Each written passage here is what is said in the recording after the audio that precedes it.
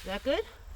This is a special moment for Natalie Jarvis and her grandson Colby. Their first time on the swing set this year, but even better, this is the first time Colby has seen his grandmother without an oxygen tank. I'm still here, I'm breathing, I have no tubes, I'm not dragging my friends with me, my oxygen.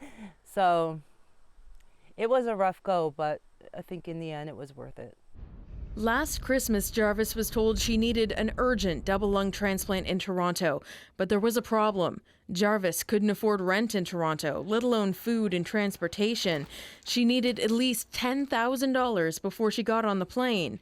Nova Scotia would only chip in $1,500 a month. Jarvis, a call center worker, thought her life was over. On January 3rd, I did mention palliative care to the doctors, and I was ready to just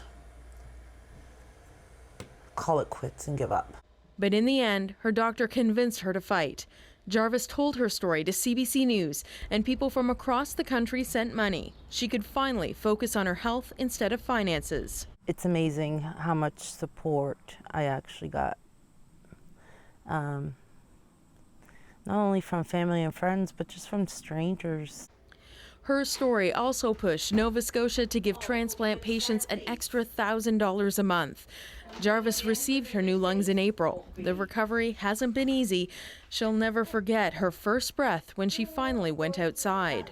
Nothing could ever replace that. They say it's like being born again, and that's exactly what it is. It's like being born again and having that first breath. Jarvis still has to take it slow, but she's cherishing these moments. Now that she's home, Jarvis plans to speak out on behalf of other patients too sick to fight for themselves.